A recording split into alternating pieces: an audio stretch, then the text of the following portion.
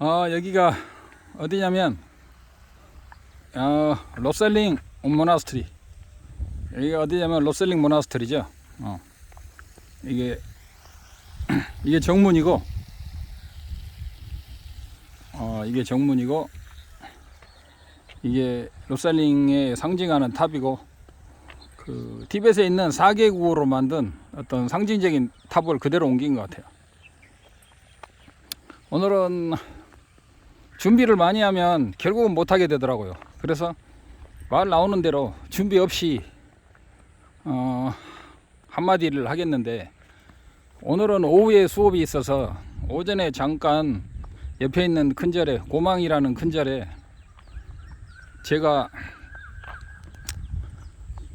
게스트하우스에 크게 새로 지어가지고 거기 들어갔다 나왔는데, 거기 있는 스님도 계시 하람바 마지막 직전에 몸이 아파서 어쩔 수 없이 포기한 스님인데, 그 스님이 우리 문문관 선방에서 보름 동안 그 야만따까 밀교 수행을 보름 동안 마치고 가셨기 때문에 나는 잘 모르는데 그 스님은 나를 잘 안다고 그래요. 그래가지고 그 스님하고 잠깐 이야기했는데, 내가 그 스님한테 그랬어요. 한국은 마하연의 견해가 들어와가지고 규봉정미를 통해서 들어왔죠. 통해서 들어와가지고 심지어는 다만 몰라, 아무것도 몰라 하는 그런 견해가 외도들하고 합쳐져가지고 지금 심각한 문제다 그랬더니, 어떻게 외도들이 그런 다만 몰라라는 견해를, 다만 몰라 그런 마하연의 견해를 가질 수 있느냐, 그리고 불교하고 어떻게 외도가 섞일 수 있느냐, 거짓말 하지 마라 그러시는 거예요. 말도 안 되는 소리 하지 마라, 거짓말이지 그러는 거예요.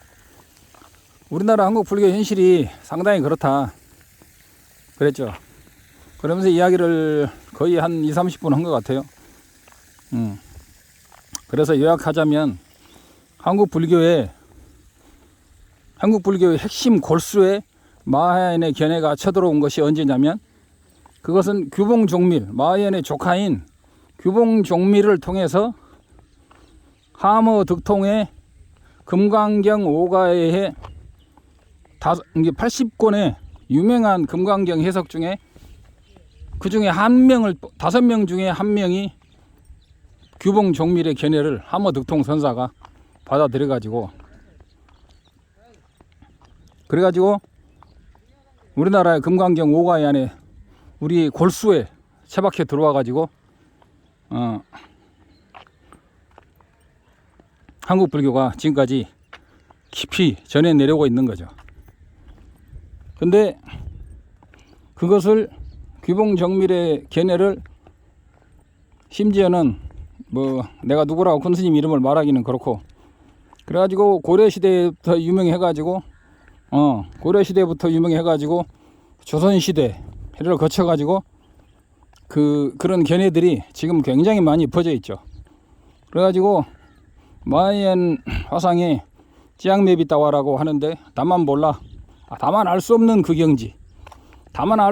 경지만 찾아 들어가서 깨친다고 하는 그런 사상이 한국 불교를 거의 1000년 가까이 유지되어 왔고, 불자들은 다 그것만을 아주 어릴 때부터 들어와 가지고, 불자들은 전부 다 그걸 금과 옥조로 생각하고, 다른 견해라는 것은 상상도 못하는, 어떻게 보면 북한과 같은,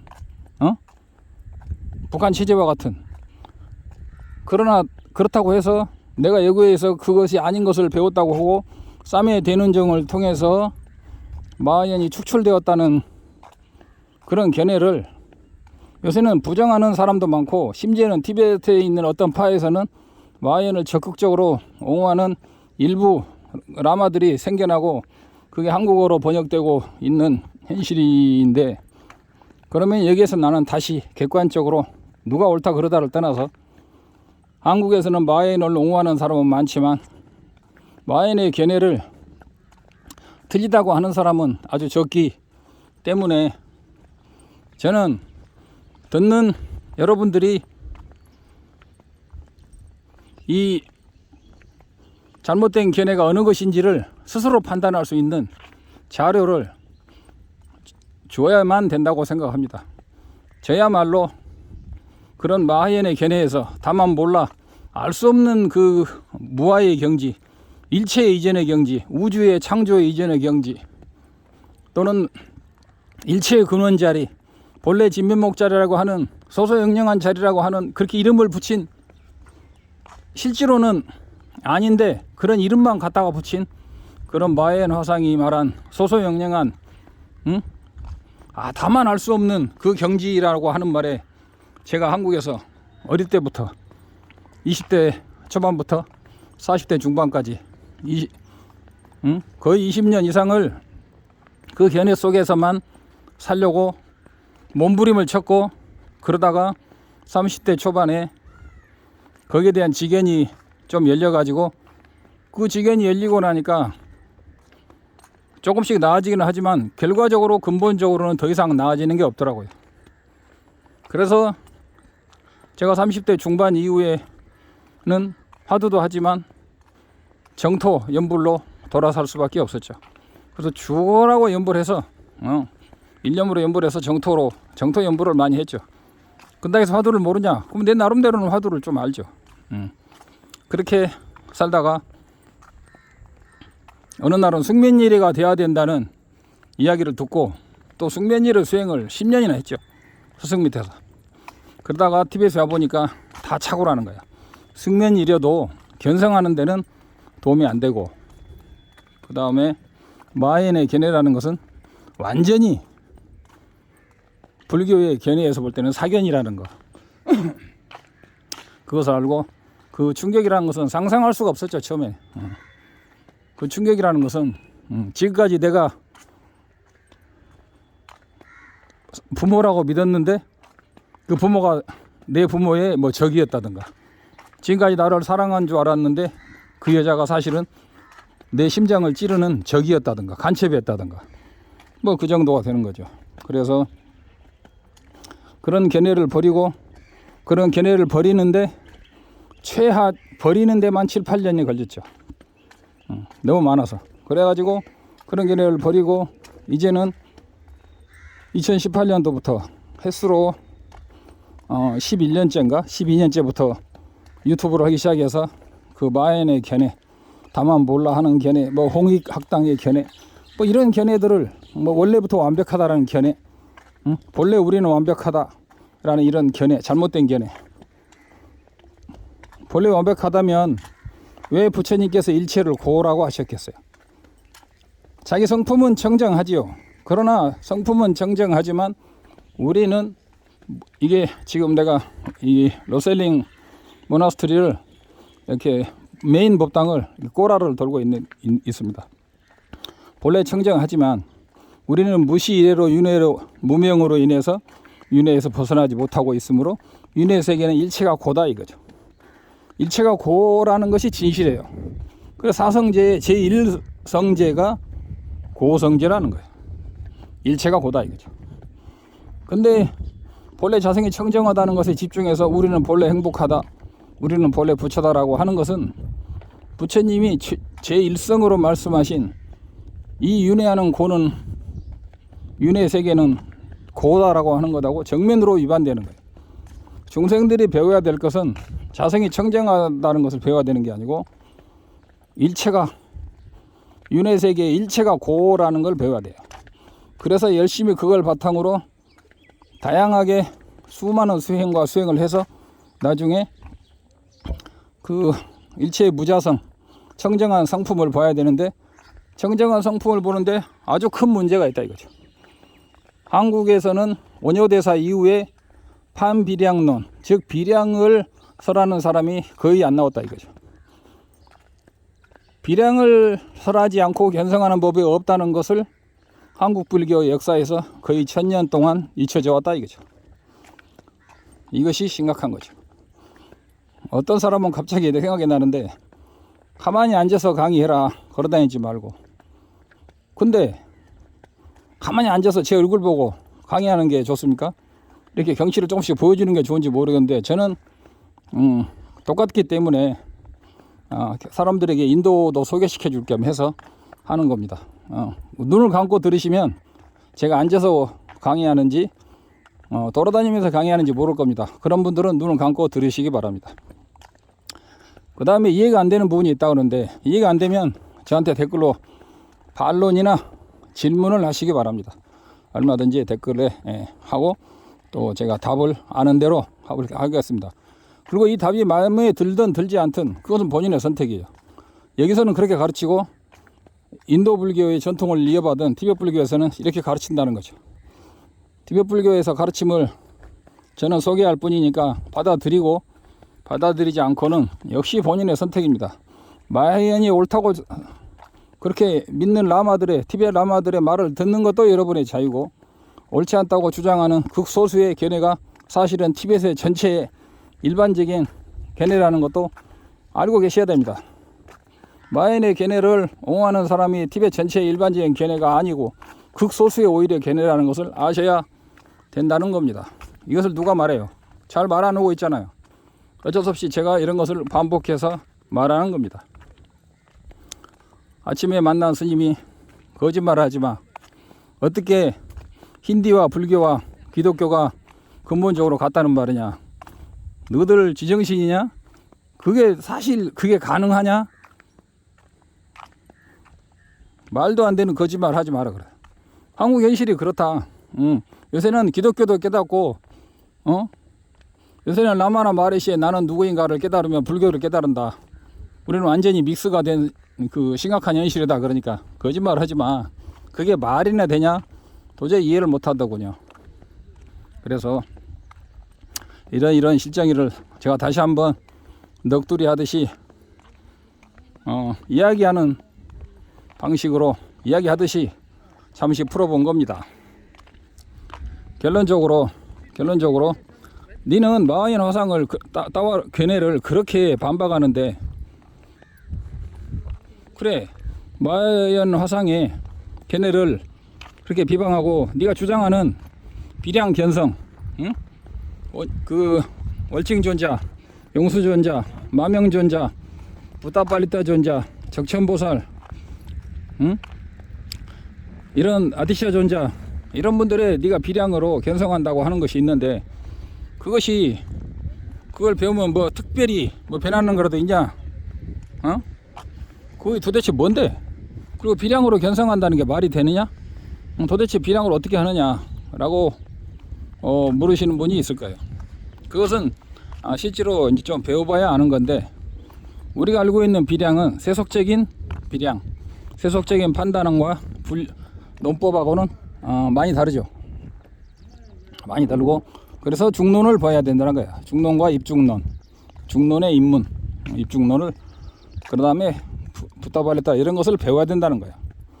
갑자기 생각이 났는데, 어떤 분은 자기가 의존함으로 무아라는 것을 드디어 이제 알았다고 그러는데, 의존함으로 무아라는 걸 아는데 여기서는 보통 천재들도 10년, 5년, 보통 근기는 20년, 25년, 하근기는 30년 이상 걸린다고 그러는데, 제 강의를 듣고 깨친다는 것은 사실상 불가능합니다. 그러나 많은 영적인 도움이 있는데, 만약에 그 사람이 정말 연기임으로 무아를 알았다면 그럴 리는 없어요. 왜냐하면 그런 사람 수도 없이 만나봤지만 한 사람도 제대로 아는 사람은 없었기 때문에, 연기임으로 무아를 일체가 텅 빈 상태에서 연기적으로 작용한다, 그런 것을 많이 안 사람이 있더라고요. 그래서 그 사람이 자기가 느낀 것을 정확하게 댓글을 올려주면, 아니면은 정 안 되면 카톡을 통해서라도 하면, 그 사람은 그 잘못된 자기가 뭔가 시각 최초의 깨달음을 얻은 것 같다는 그런 착각에서 벗어날 수 있을 겁니다. 정말 만약에 그 사람이 최초의 깨달음, 화엄경에 말하는 간예지를 얻었다면, 그것은 여기 계시 하람바 23년씩 한 계시 하람바들을 한 것을 뭐 한 2년 만에 했다 라는 것인데, 대단한 건데, 그런 사람은 지금 티베트에도 눈을 씻고 봐도 거의 없습니다. 그렇다면 대단한 건데, 뭔가 작은 걸 가지고 큰 걸 얻었다고 생각하는 게 아닌가 라고 생각을 합니다. 그래서 그분은 이름이 갑자기 생각이 안 나는데, 지금 그 강봉수님 강의 80번인가 거기에다가 자기가 시각을 얻은 것 같다고 말했는데, 그분은 저한테 댓글을 주시던가 제 번호에다가 카톡을 연결하셔서 하시기 바랍니다. 그 다음에 그 이야기가 길어지는데, 아무튼 비량으로 견성한다는 것을 우리 한국에서는 1000년 동안 거의 들어본 적이 없었기 때문에 굉장히 낯설고 거부감이 들고 이질적이며 심하게 반격을 많이 하고 비방하는 사람도 많은데, 그건 어쩔 수 없고요. 원효대사에, 그래서 원효대사가 없었으면은 아마 한국 불교에는 이 티베트 불교가 들어올 수 있는 그 여지가 아마 없었을 수도 있었겠다. 정말 원효대사가 없었으면은 한국 불교는 티베트 불교가 다시 들어올 길이 영 막혔었는데, 1000년, 1200년, 1300년 전에 원효대사가 그나마 판비량론을 만들어 놓은 것이 지금 그 일부라도 전에 내려오는 것이, 정말 그 제목이라도 내려오는 것이 다행이다. 이렇게 생각을 하고, 그래서 이 비량으로 견성한다는 것은 듣도 보도 못한 것일 것인데, 우리들이 생각하는 이목구를 좀 더 올바르게 하는 것 뿐이에요. 그래서 거기에 대한 이야기는 제가 다른 데서 많이 했으니까 여기서 생략하기로 하고,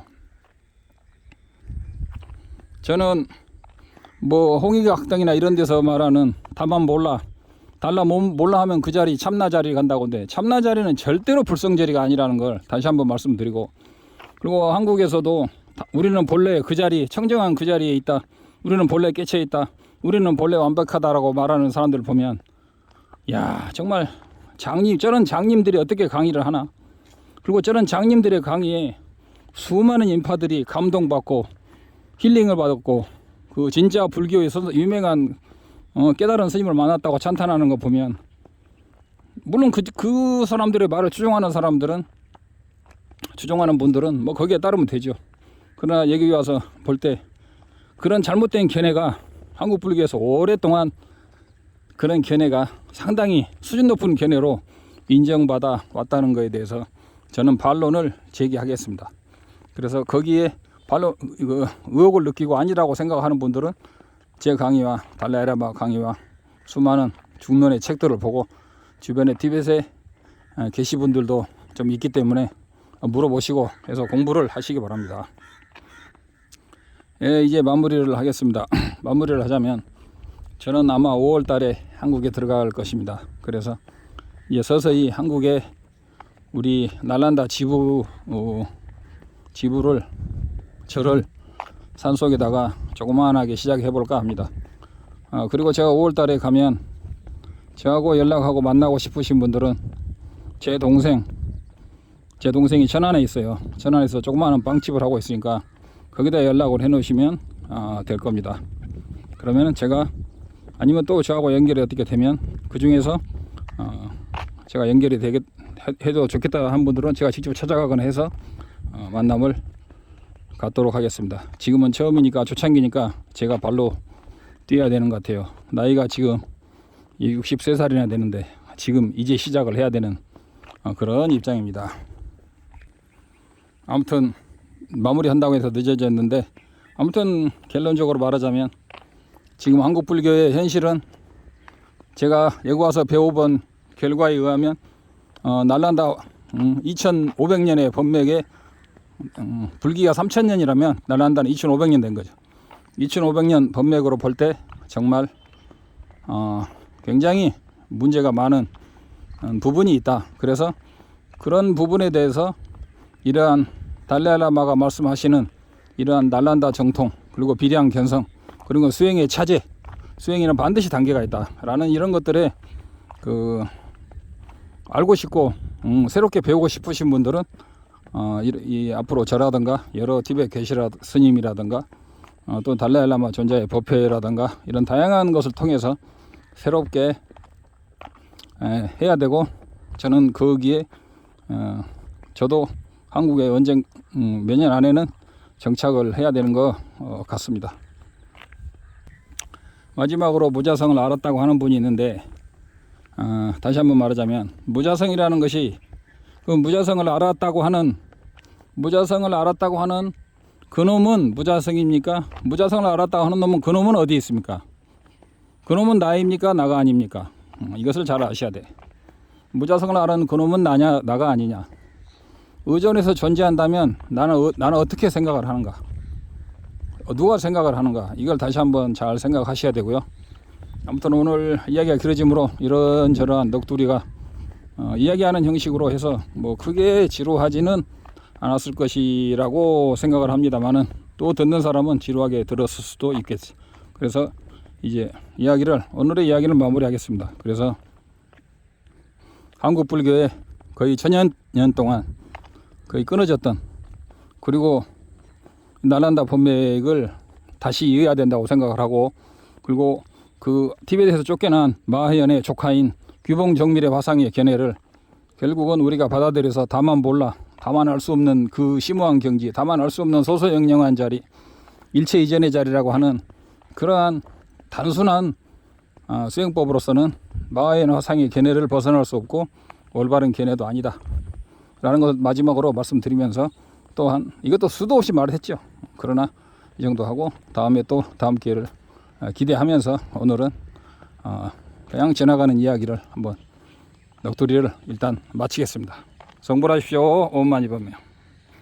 이게 로살링이 꽃밭.